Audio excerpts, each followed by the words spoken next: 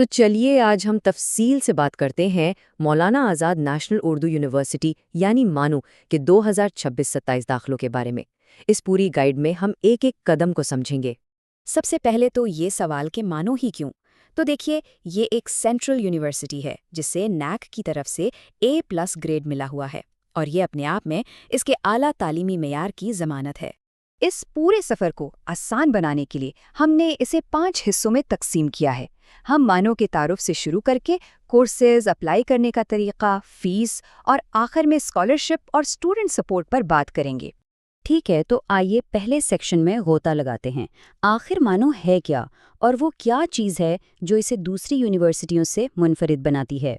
تو اس یونیورسٹی کو 1998 میں پارلیمنٹ کے ایک ایکٹ کے ذریعے قائم کیا گیا تھا، اور اس کا مقصد بالکل واضح تھا: اردو زبان کو فروغ دینا اور اردو میڈیم میں ہی اعلیٰ تعلیم، چاہے وہ ٹیکنیکل ہو یا پروفیشنل، فراہم کرنا۔ اچھا، اب آتے ہیں کورسز کی طرف۔ خاص طور پر ہم بھوپال کیمپس پر نظر ڈالیں گے اور دیکھیں گے کہ وہاں داخلے کے کون کون سے راستے کھلے ہیں۔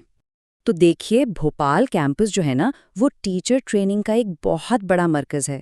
یہاں B.Ed، M.Ed اور یہاں تک کہ ایجوکیشن میں PhD تک کے پروگرامز موجود ہیں۔ اور ہاں، نئے 4 سالہ BA پروگرامز اور ITP یعنی انٹیگریٹڈ ٹیچر ایجوکیشن پروگرام بھی شروع کیے گئے ہیں۔ یہ سب اردو میڈیم اساتذہ کی بڑھتی ہوئی ضرورت کو پورا کرنے کے لیے ہے۔ اب یہ سمجھنا بہت ضروری ہے کہ داخلے کا راستہ آپ کے کورس پر منحصر ہے۔ کچھ کورسز کے لیے CUET یا NCT جیسے قومی سطح کے امتحانات دینے ہوں گے۔ کچھ دوسرے جیسے PhD، M.Ed، B.Ed کے لیے یونیورسٹی اپنا خود کا داخلہ ٹیسٹ لیتی ہے، جسے مانو ET کہتے ہیں۔ اور ہاں، کچھ کورسز ایسے بھی ہیں جن میں آپ کے پچھلے امتحان کے نمبر یعنی میرٹ کی بنیاد پر سیدھا داخلہ مل جاتا ہے۔ چلیے اب سب سے عملی حصے کی طرف بڑھتے ہیں۔ آن لائن اپلائی کیسے کرنا ہے؟ اس پروسیس کو قدم بقدم سمجھتے ہیں تاکہ کوئی غلطی نہ ہو۔ سارا عمل آن لائن ہے مانو کے سمرت پورٹل پر۔ سب سے پہلے وہاں جا کر رجسٹر کرنا ہے۔ اس کے لیے ایک درست ای میل ID اور موبائل نمبر ضروری ہے۔ پھر آپ کے پاس تصدیق کے لیے ایک OTP آئے گا۔ بس اس کے بعد لاگ ان کر کے اپنی ذاتی تفصیلات بھریں۔ ہاں، بہت دھیان سے، کیونکہ یہ بعد میں تبدیل نہیں ہوں گی، اور اپنے دستاویزات اپلوڈ کر دیں۔ درخواست مکمل کرنے سے پہلے 2 بہت ضروری ڈیجیٹل IDs بنانی ہیں۔ پہلی ہے ABCID یعنی اکیڈمک بینک آف کریڈٹس، جو ڈیجی لاکر سے بنتی ہے، اور دوسری ہے DEBID۔ یہ دونوں IDs لازمی ہیں، ان کے بغیر فارم مکمل نہیں ہوگا۔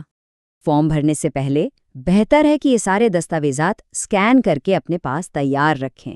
اس سے عمل بہت آسان ہو جائے گا، جیسے آپ کی اردو جاننے کا ثبوت، 10ویں 12ویں کی مارک شیٹس، تصویر، دستخط، اور اگر ضرورت ہو تو کیٹیگری سرٹیفکیٹ۔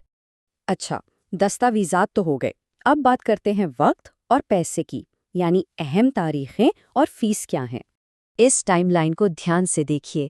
داخلہ ٹیسٹ والے پروگراموں کی آخری تاریخ 27 اپریل ہے، جبکہ میرٹ پر مبنی پروگراموں کے لیے 10 جون تک کا وقت ہے۔ تو جس پروگرام میں اپلائی کرنا ہے اس کی آخری تاریخ ضرور دیکھ لیں۔ رجسٹریشن فیس کی بات کریں تو یہ ناقابل واپسی ہے، یعنی واپس نہیں ہوگی، اور یہ مختلف ہے۔ داخلہ ٹیسٹ والے کورسز کے لیے جنرل کیٹیگری کو 550 روپے دینے ہیں، جبکہ میرٹ کی بنیاد پر 350۔ SC، ST، OBC اور خواتین کے لیے فیس کم ہے۔